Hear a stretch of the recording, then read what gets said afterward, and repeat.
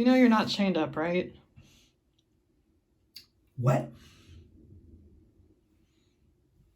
You're telling me this now? Um, I didn't think that was something I had to tell you. It's your foot. There's clearly no chain on it. Don't get all pedantic with me. I'm about to cut off my foot here. And whose fault is that? James Wan's. Whose fault? Mine.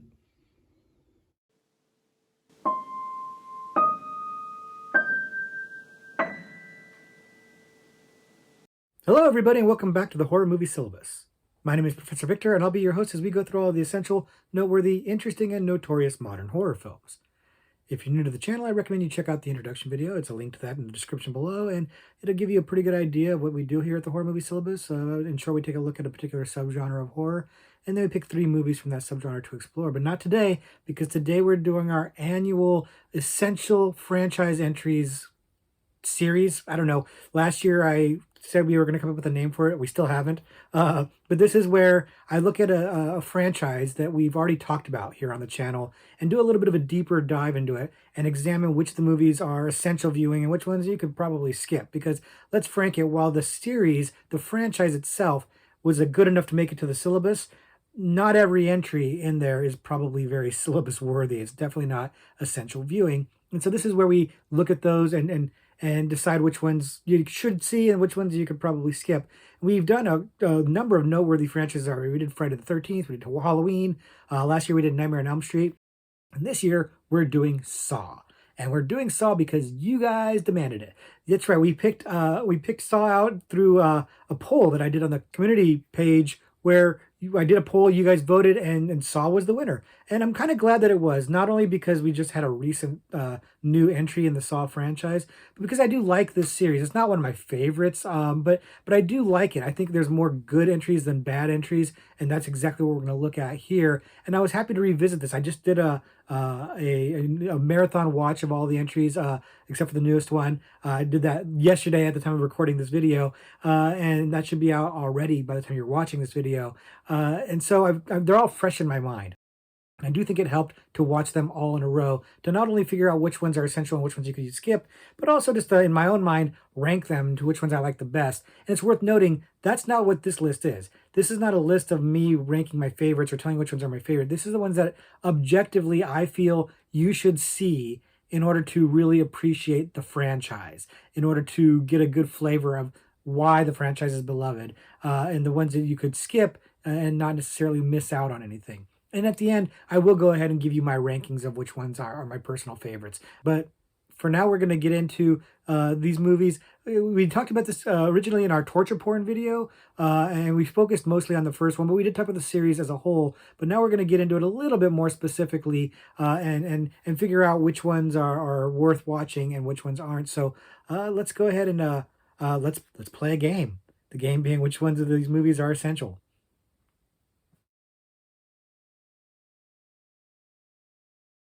Now, the first movie that we're going to talk about, of course, obviously, is the original Saw, the OG. And this movie really, I remember when it came out, and it hit like a bomb. Like, it felt so fresh and original and exciting. The twist at the end really blew everybody away. And it was such a simple film, made from a short film into a long feature-length film, that doing the right things, adding the right kind of things to flesh the story out rather than making it feel like a lot of filler.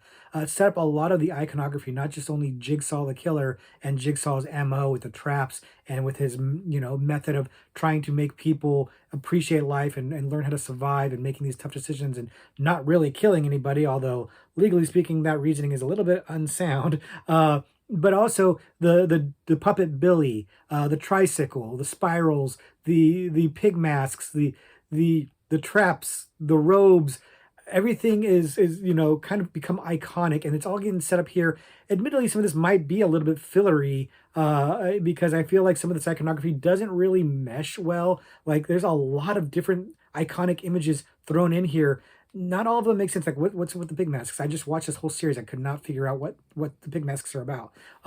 and then there's a little bit of a thin explanation for the puppet, but you know, it's almost like too much, and I think it's because they didn't really expect this to be the franchise that it was when it came out. But they did a pretty good job of leveraging all those things into a really great series. But it all starts here, and so that's of course essential viewing. You definitely have to see this one. It sets up Jigsaw. It sets up characters that are going to play out through additional entries in the series, which is not like most other series.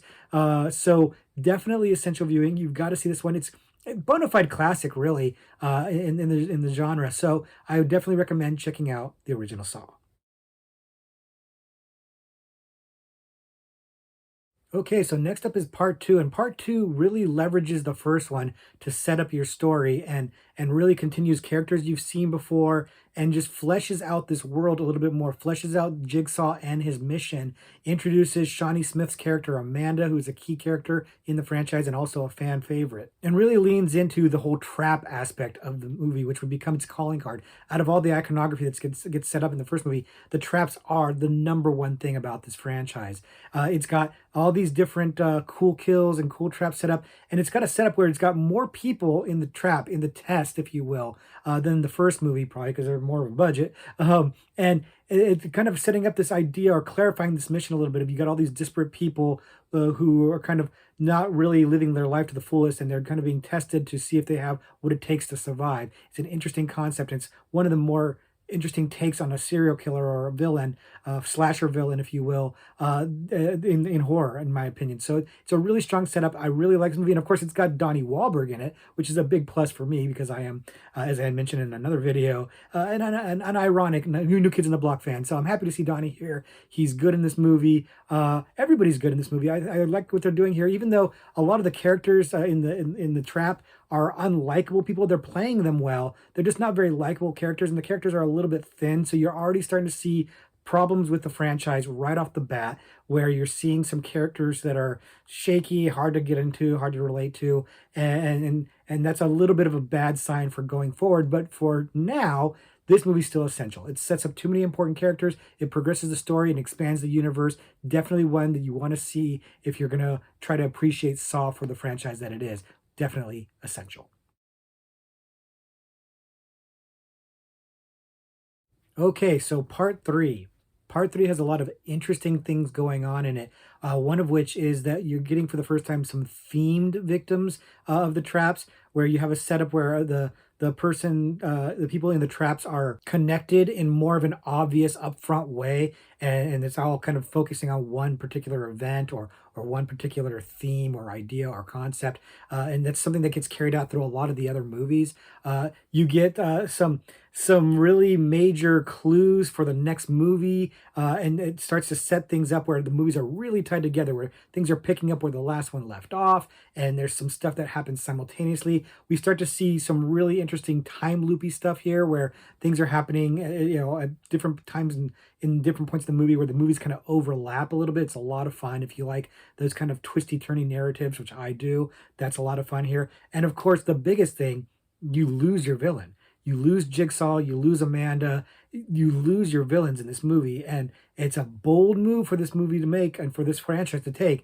One that I would argue maybe is not the greatest of moves, but I really admire the gumption. I really admire that they went there and did not shy away from that, and not undo it, did not do like a supernatural Jason Voorhees type thing. They went serious and practical and realistic.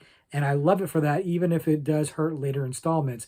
But of course, big stuff happening in this one. Definitely essential. Next up, we've got Saw 4, and at this point, the franchise is starting to go in a slightly different direction. It's still doing the traps thing, it still has the same basic concept and premise, still has the same basic look. Everything is kind of feeling mostly the same, but you've got another villain sidling in to take over for Jigsaw in Hoffman, and it's kind of interesting because he's not Jigsaw, and they know this because they keep trying to integrate Jigsaw in through flashbacks and things like that, and that's really the best part of the movie, because at this point you've got victim themes that are kind of not that interesting. It's already starting to be a little bit shaky, but you're getting some backstory for Jill, Jigsaw's ex-wife. You're getting some more interesting backstory with Hoffman, and some of the motivations that he has for what he's doing. And you're getting some wrap up of the cop stories that have been set up in the first three movies, namely Riggs, but also other characters. And it's an interesting thing that this movie does by bringing back the cop characters that you've seen in previous movies. You feel like you're getting some character development and some really deep characters, but you're really not. They're actually pretty stock, thin characters, but you've seen them enough times that you have an affinity for them. So you kind of care about them more than you really should because they don't really matter, but you like them because you know them. That familiarity is working for you. And Saw 4 is leveraging that to its benefit. This, I think, wraps up a lot of these kind of threads and these characters that you've gotten to know fairly well.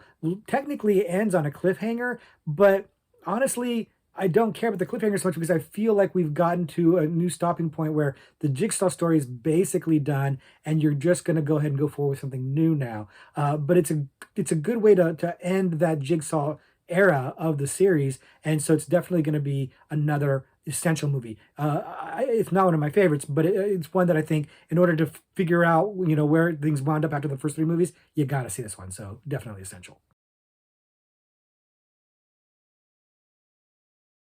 Okay, part five. And here's where the series really takes a turn for me because we're firmly in the Hoffman era of the Saw series. And I don't like Hoffman era as much. I really don't. And at this point, we've got, we're really leaning into the whole themed victims thing. In this case, it's some real estate people that are the victims. Like they did some bad real estate deals that caused some people to get killed inadvertently or an accident or whatever. And it's stupid. Nobody cares. And then you've got the whole thing with Hoffman being hunted by the federal agents, Agent Strom. And that's actually starts up in the last one and doesn't get resolved until this one. But like I said in the last one, I don't really care about that one that much. I don't that cliffhanger in Saw 5 gets wrapped up, or in Saw 4 gets wrapped up here in Saw 5, but it wasn't that compelling to me. So I don't love that one. I feel like if you didn't find out what happens to Strom, uh, you'd be fine. And you do get his resolution in this movie, and that's probably the most noteworthy thing about it is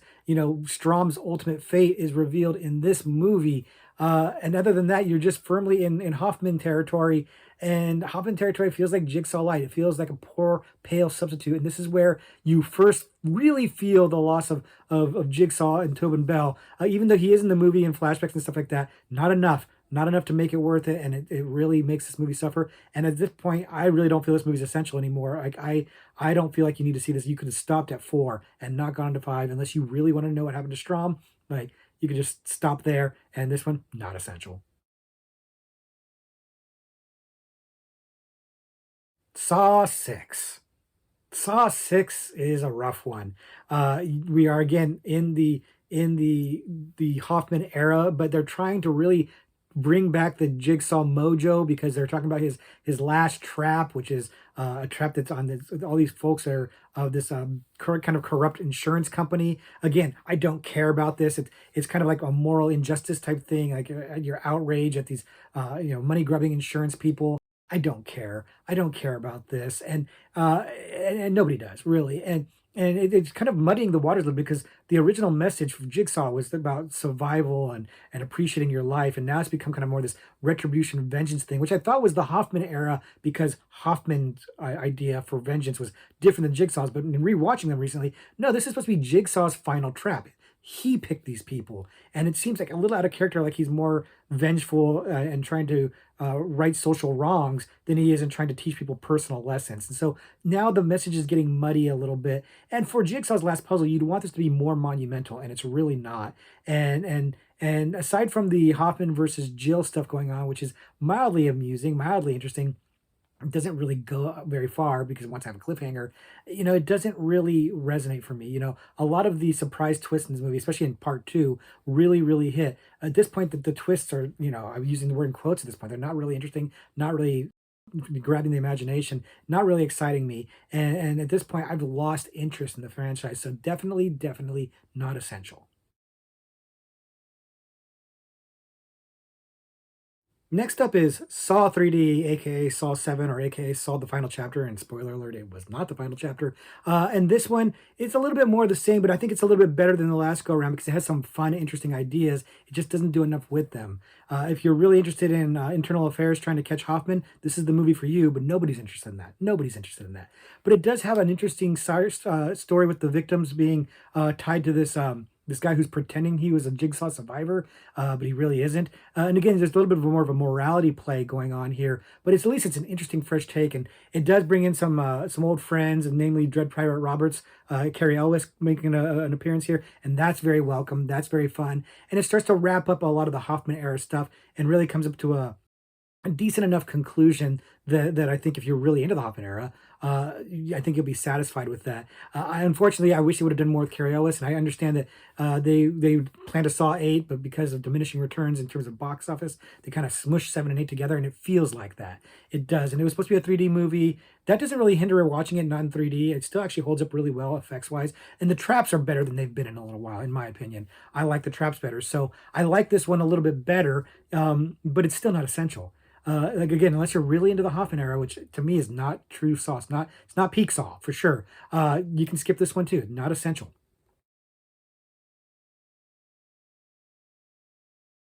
And now we get to Jigsaw.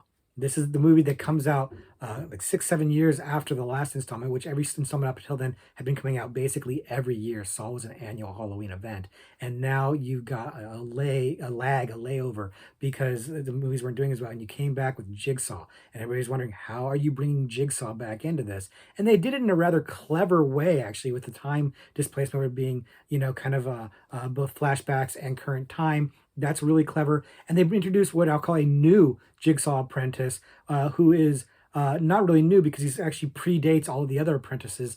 But he's really quite interesting. I like him quite a bit. He's a far better cry for Hoffman. He's got a little bit more of Jigsaw's sensibility and methodicalness with Hoffman's physicality.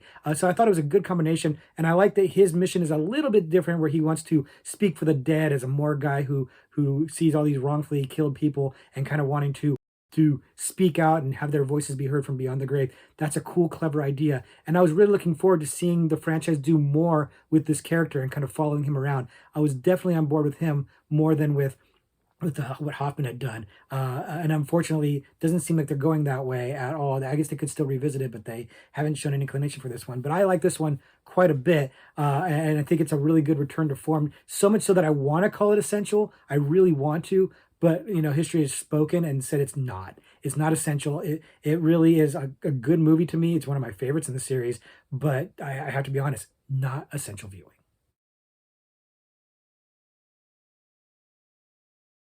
Now, next up is Spiral, and I know that Spiral is we'll call it a controversial entry in the series because it's Spiral from the Book of Saw, which is telling you right off the bat that it's kind of a spin-off in the Saw universe.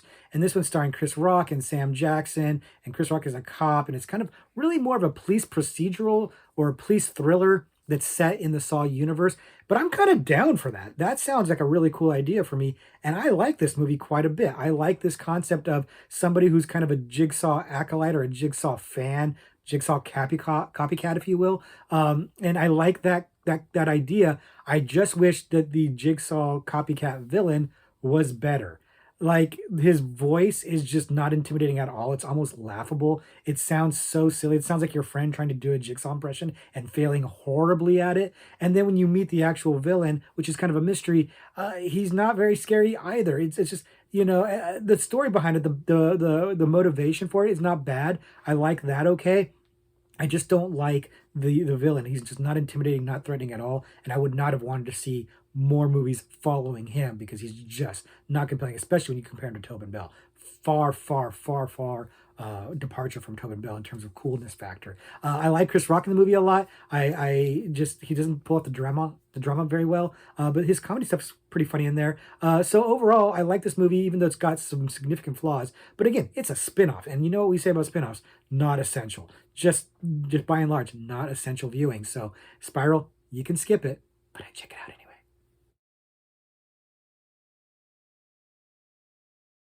And finally, we come to Saw 10, or Saw X, if you will. And this movie is still in theaters right now at the time of this recording, so it's just recently come out. And it was very, very popular, really did well in the box office, did incredibly well with reviews. Like, shockingly well reviewed, to the point where I went in pretty excited to watch this one. And here's the thing, it's really good.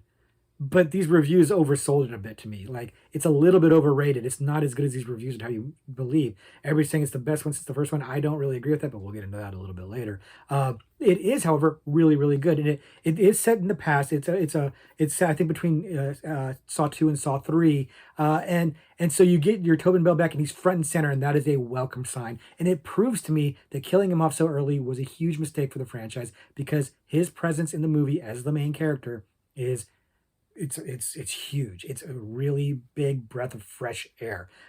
You also get Shawnee Smith back as Amanda, and this story is about like a health scam, like a healthcare provider scam thing, where Jigsaw gets scammed, and it's like he's seeking revenge on them. And again, kind of going with this weird morality motif where he's punishing people rather than kind of trying to show them the light. But the movie's still also kind of having him preach his survival of the fittest kind of message. And then, Shawnee Smith kind of debating it with him, which is an interesting storyline, but it really makes things kind of confusing, especially in light of Shawnee Smith's position in Saw 3, because in this movie, she's kind of doing things that would be different in Saw 3, and maybe they're planning on making another movie where we can see the progression of her mentality, but as of right now, I don't really get it. They do have a really cool villain in there, which kind of makes Jigsaw the hero in the movie, which is something I have a little bit of an issue with. Like, Jigsaw's kind of the good guy because the people that are being punished are really despicable. So that's a really unfortunate aspect to it that, again, really muddies that mission of his, that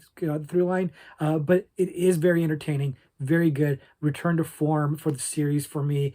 So much so that I kind of want to call it essential, because it is a return to form and it is such a good breath of fresh air. But technically it's not. It's like a side quel. It's just kind of squeaked in between other movies in the series, so you don't really need to see it. Now, if they continue with going on with these and kind of flesh out a little bit more of like what's going on with Amanda, and kind of fill in some more necessary details that connect to the original Saw movies 1 through 4, let's say, then I'll change my vote on this and call it more essential. But as of right now, not essential.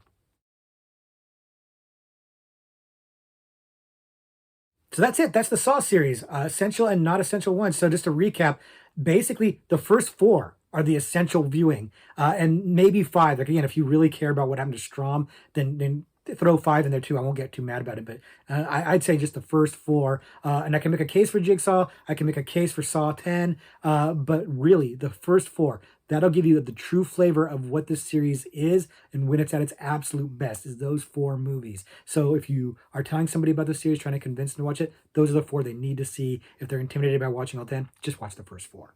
You know, just watch the first one. The first one will get you sucked in because it's so good. I do love that first one. And speaking of the movies, obviously the first one's my favorite. I'm gonna tell you that right now. But what are my rankings? Let's go ahead and go through that real quickly. And it's funny, when I rank these things, my rankings tend to change with time. Some I grow to appreciate more, some I grow to appreciate less. But in this case, it seems like my rankings have stayed pretty consistent, although with shuffling in the new movies that have come out since then. Because the last time I did this, I did it for the Movie Timelines channel with my friend Josh, who did a Dead Last series where he ranks all the series, all the franchise movies in a franchise, and I got invited to participate and vote, and I gave my rankings. I went back and looked at my rankings. They're pretty much the same, remarkably consistent. So let's dig into these. So obviously the first one, number one, because it's a bona fide classic, man. It really is a great movie. It's really fun, entertaining. It's James Wan doing his James Wan thing. Just really, it's not him, his full strength yet, but he's really, really sharp here, and it's really, really good. The acting across the board, lots to like about Saw, the first original Saw. The next one I'm going to go with is Saw 2. I think it's got the best twist ending of the bunch, to be honest with you, even more so than the first one, because the first one, the twist ending doesn't really make a lot of sense. I just realized in rewatching this. It's a cool reveal, but there's no reason for it. The second one, there's actual reason for it, and it makes sense, and it's a really cool reveal. I like the expansion of the universe. I like all the different people kind of arguing, having to work together, and I like Dinah Wahlberg, so I like everything that's going on in there. I like that they're picking up the thread and continuing the story instead of just like starting over again like they would in, say, Halloween or even Friday the 13th. They're really kind of sticking to the continuity there, and I think it's great. I really enjoy it. Next, I'm going to go with Jigsaw. Like I said, I really like Jigsaw. I like the new antagonist. I think he's a cool character. I wish they'd do more with him. I liked that it was returned to form. I liked the traps. I liked that the message was a little bit more on point to the original one in terms of like being willing to survive and doing what it takes to survive. Good stuff, man. I really like Jigsaw. I know that that's probably a controversial one to be a little high on the list like this, but I mean, I think it's underappreciated. I know some people really like it, and some people really not kind of lukewarm on it. So I don't think anybody hates it. But yeah, that's my number three. Number four, I'll go with Saw 10. I'm going to put Saw 10 here. Again, another return to form, and this one bringing Tobin Bell back is huge. Bringing Shawnee Smith back, huge. Really, really adds to the franchise. Really makes up for a great movie. The traps aren't quite as cool in this one. I like the Jigsaw traps better than I like the Saw 10 traps. So that's why Jigsaw gets a little bit of the edge here. And I don't like the muddy morality of it and the kind of weird motivations that don't necessarily completely align. Saw as a series is pretty good with its continuity and with keeping things tight and making sense. And here's where I feel like they maybe kind of have lost that a little bit. But it's still fun. It's still a really good movie. Not as great as everybody was raving about, but still really, really good. So I'm going to slot that one in here. Next up, part three, mostly for the shock factor of the ending, killing off Jigsaw, killing off Amanda, the actual traps and stuff like that. But that ending is a grabber, man. I really was impressed with that. Really surprised me. So I'm gonna stick that one here, and then I'll go Spiral. Again, controversial to put Spiral up as high as I am, but I do. I like it. I like the idea of a spin-off in the Saw universe. Police procedural. I liked Chris Rock in it. I thought he was funny. I just wish the villain was better. But next, I'll go part four next. I don't like part four as much as the first three, but I still do like it, and I think it wraps up well. I think that even though Jigsaw's dead there, they still weave Tobin Bell in fairly well into that movie, and it does kind of seem like it is a good resolution to most everything except for the Hoffman stuff, which again I don't care about that much because I don't like Hoffman very much. But I think that one is still pretty good. I'm still with the series on that one. Next, I'll go ahead and go with Saw 5, even though here's where the series really takes a drop off for me. It's a steep drop off. At this point, we're really firmly in the Hoffman territory, and I don't really care for that, as I've said. And so this one really is a bit of a slog at this point, and it's really noticeably different. It's where you really start to feel the lack of Jigsaw and where it hurts the series that they killed him off as early as they did, because this movie really suffers from him not being the main villain, and there being somebody else in there, and the story just doesn't have the same motivations, doesn't have the same energy, and nothing against Constance Mandalore. He's perfectly fine, but he's not Tobin Bell. Let's just be honest. And so yeah, this one not great, and that leads me into my next choice, which is Saw 3D, aka Saw 7, and I like this one better than 6, which is going to be the last one, obviously. 7 had better traps, had some surprise guest appearances or return characters or whatever you want to call it, and had a bit of a resolution that was okay, it worked okay enough. Still suffering from the same problem, and 6, of course, being the real bad example of this, where I just don't care about anything that's going on in the movie. I don't care about the traps. They're not very good. I don't care about the characters that are in the traps because they're not very interesting and they're not very likable.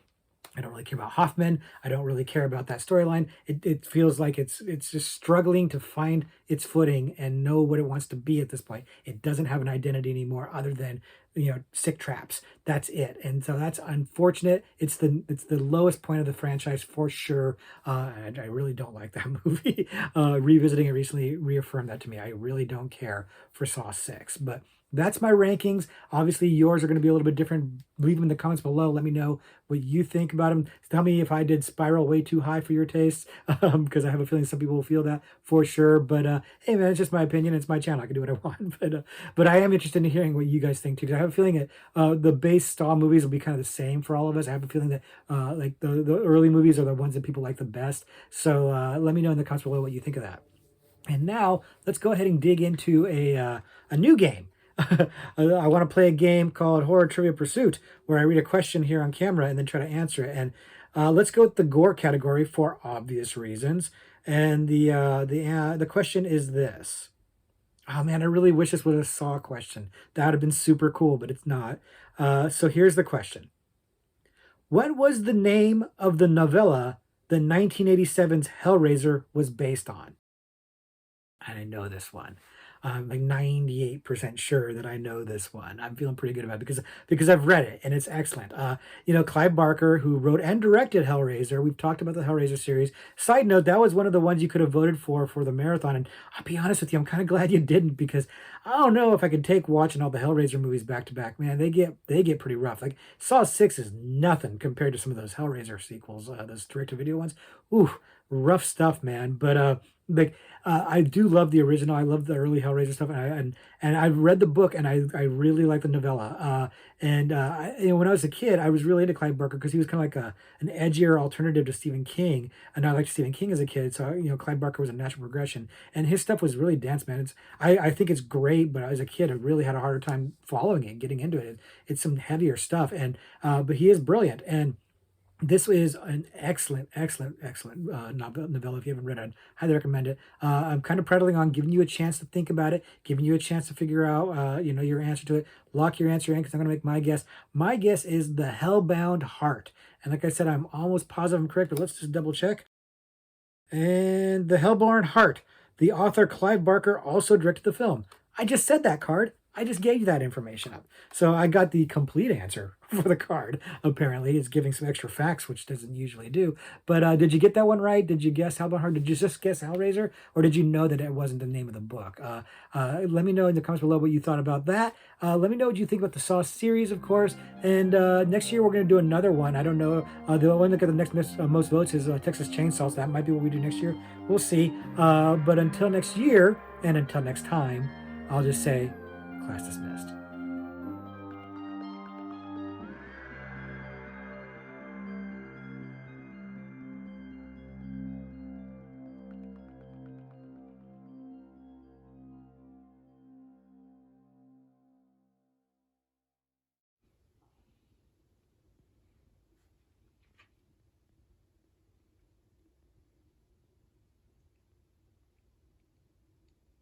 Don't you think it's time to just go to the podiatrist?